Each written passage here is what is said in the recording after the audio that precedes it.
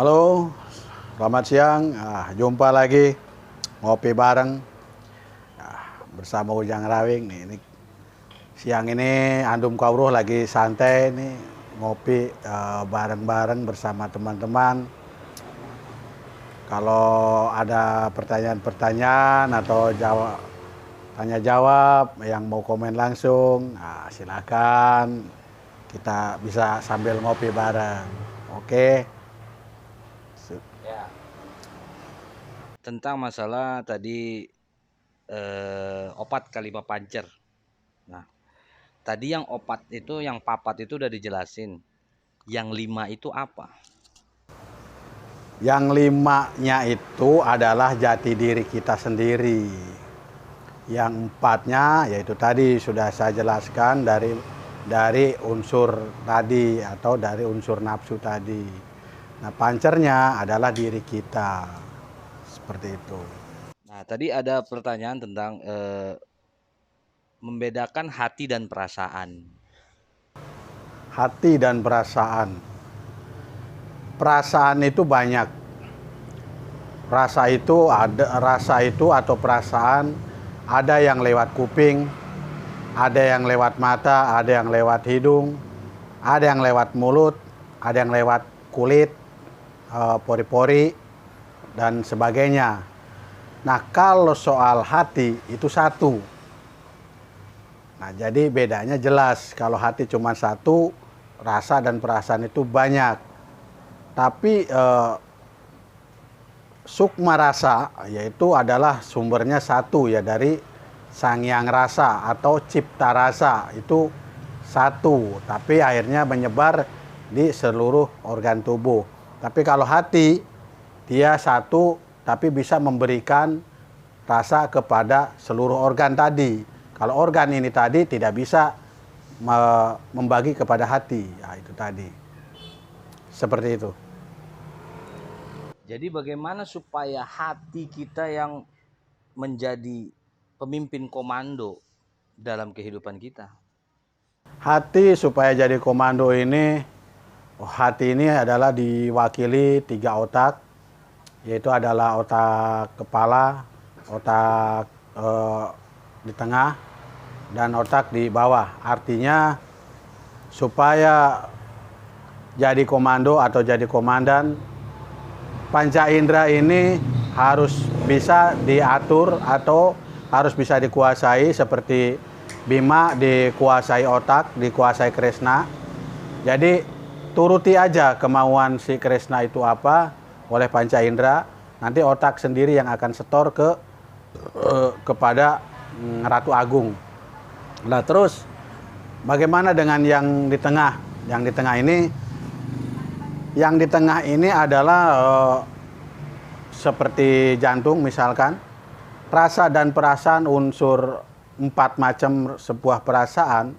Perasaan jelek maupun perasaan nafsu atau perasaan lapar atau perasaan apa, dia harus diatur oleh jantung. Nah, terus yang di bawah adalah nafsu seks. Nafsu seks harus bisa dikuasai oleh otak yang di bawah pusar 3 jari ini. Nah, kalau 3 ini sudah kita bisa bagi, nah baru yang ini bisa setor kepada Ratu Agung, kepada hati. Dengan cara hati kita harus bersih, karena hati kita selain yang 3 ini setor, hati kita sudah dijaga. Ada yang menjaga yaitu adalah 4 jin, kalau bahasa Andum Kawruh, bahasa Kejawennya, atau adalah 4 sukma yang menjaga hati itu tadi. Nah, itu harus kita singkirin. Cara menyingkirkannya yang 4 itu hanya Punta Dewa. Punta Dewa dengan Kresna. Kresna bekerja sama dengan Punta Dewa, dengan jantung, nyingkirin yang 4 unsur ini, baru bisa masuk ke dalam hati. Nah, seperti itu.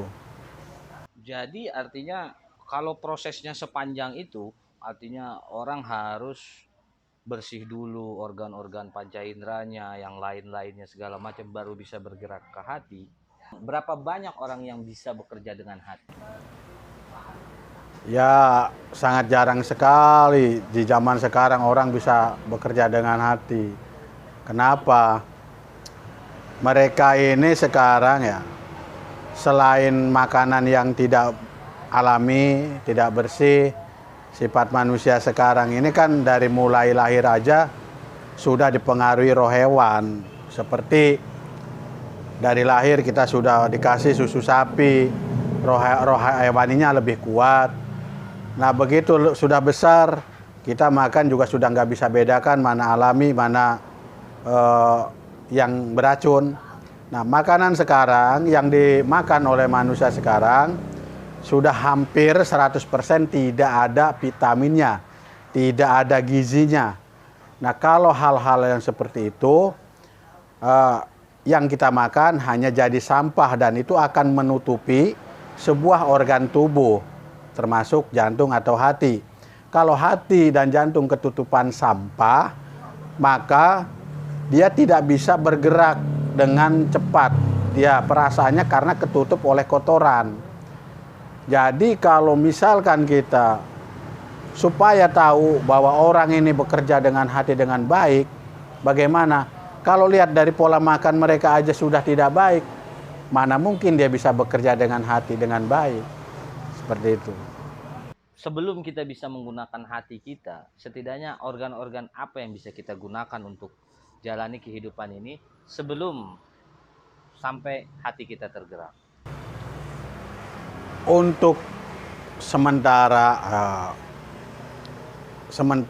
untuk Andum Kawruh ini, karena kita punya tujuan mungkin arahnya untuk ke situ atau arah untuk kebaikan, paling tidak sekarang kita bisa cegah itu kotoran atau sampah supaya tidak lebih banyak, atau yang sudah ada kita bersihkan dengan cara makan yang sehat, alami, minum dengan alami, terus olah rasa dengan alami, buang pikiran kita yang kotor dan yang syirik, dan kita harus berpositif, berpikir baik kepada siapapun, keluarga, tetangga, teman, dan kita tiap hari ciptalah baik buat mereka. Dengan kebaikan-kebaikan itulah akan mencegah kotoran-kotoran yang lewat perasaan. Nah kalau masalah dari fisik, ya dari mulai sekarang makan-makanlah yang dengan yang sehat seperti itu. Kalau Andum Kawruh, jawabannya cukup sekian. Bila ada kesempatan lain waktu kita sambung kembali, dengan mudah-mudahan Andum Kawruh tidak bosan-bosan juga menerima komen-komen dari rekan-rekan. Wassalamualaikum warahmatullahi wabarakatuh.